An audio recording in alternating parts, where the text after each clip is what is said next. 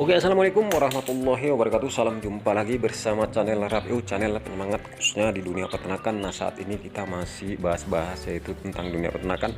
Dan untuk hari ini kita masih menjalankan ibadah puasa. Semoga amal ibadah puasa kita diterima oleh Allah Subhanahu wa taala. Nah, untuk hari ini juga semoga teman-teman dalam keadaan sehat walafiat. Jadi untuk hari ini kita kembali sharing-sharing teman-teman peternakan bebek telur kembali, yang pasti kita mengulang-ulang tentang ilmu peternakan, selalu mengingatkan. Nah, sekarang masuki yaitu udah bulan akhir bulan 3 dan mendekati bulan 4, yaitu di tahun 2025. Jadi kita akan bahas yaitu cara yang benar yaitu beternak bebek telur sistem kandang agar dapat untung ataupun menguntungkan. Jadi karena dalam beternak bebek telur kandang banyak yang baru mulai ataupun yang awam-awam mengenali dunia peternakan bebek telur sistem kandang. Jadi ini perlu kita ulang-ulang ilmu seputar peternakan bebek telur sistem kandang.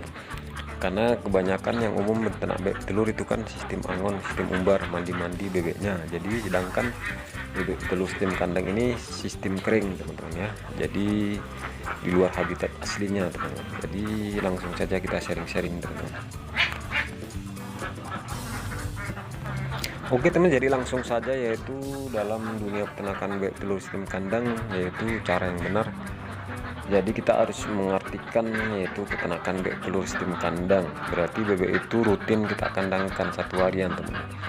Jadi yang pasti dengan judul tema ini, yang pasti kita dalam beternak bebek telur sistem kandang ini yang benar, yang pertama kali yaitu kita membuat kandang. Dalam arti pembuatan kandang diletak di tempat yang strategi. Dalam arti dari strategi itu lokasi yang nyaman, jauh dari kebisingan, minimal dia di belakang rumah, jauh dari jalan lintas kendaraan, agar bebek itu nanti tenang di saat nanti bebek itu kita rawat untuk mendapatkan produksi yang maksimal dengan hasil telur yang maksimal. Jadi kandang kalau untuk ukuran berapa skala yang kita akan ternak itu ada di video-video sebelumnya. Jadi minimal dia kalau untuk semeter perseginya kita isi paling banyak 3 ekor lah, teman-teman.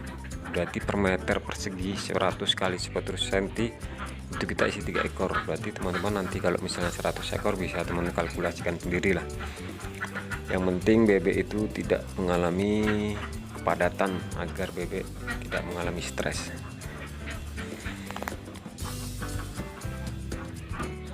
Jadi cara yang selanjutnya yang benar-benar teman harus lakukan yaitu pemilihan bibit, teman ya. Ini sering kita ulang-ulang, pemilihan bibit bebek telur ini harus betul-betul kita yakinkan bebek yang betul-betul usianya merata, teman.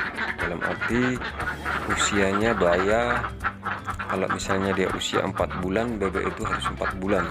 Karena memang kesalahan kita sebelum saya mulai baru-baru saya mulai beternak bebek telur itu ya milih bebek telur asal-asalan, yang udah positif kita mengalami kegagalan.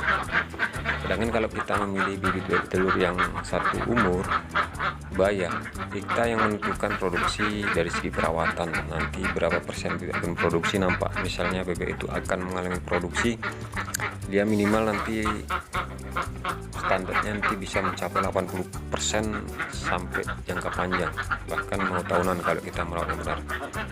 Jadi untuk pemilihan bibit pastikan ajak teman-teman yang udah berpengalaman, jangan sampai tertipu. Karena banyak kejadian kepala penjual-penjual yang mengatasnamakan agen tapi dia betul-betul tidak jujur, nanti bebek itu tidak beraturan usianya. Itu yang menyebabkan kegagalan kita sebagai peternak bebek telur sistem kandang. Dan untuk cara selanjutnya yang benar-benar harus kita lakukan yaitu manajemen pakan yang tepat dan akurat, teman-teman ya. Manajemen pakan. Jadi pakan itu harus betul-betul mengandung protein yang bisa bebek itu nanti berproduksi jangka panjang.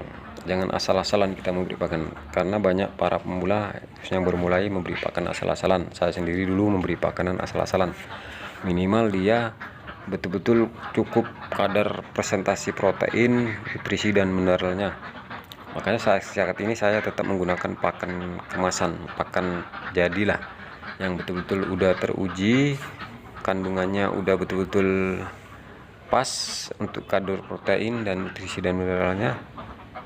Yang pasti bebek itu tidak kekurangan pakan. Oke teman, jadi kesimpulan dari video ini, pastikanlah teman-teman ikuti langkah demi langkah dalam beternak bebek telur kandang agar kita mendapatkan keuntungan, tidak mengalami kerugian. Jadi apapun yang kita lakukan, asal kita konsisten, serius, ikhlas dalam hati, insya Allah kita dalam beternak bebek telur kandang akan mengalami keuntungan. Oke, jadi cukup sekian video kita kali ini, semoga bermanfaat. Yang pasti jika ada salah-salah kata, ini hanya sekedar sharing-sharing, mengingatkan ilmu sekadarnya lah. Yang penting kita selalu berbagi ilmu lah. Wassalamualaikum warahmatullahi wabarakatuh. Salam sehat.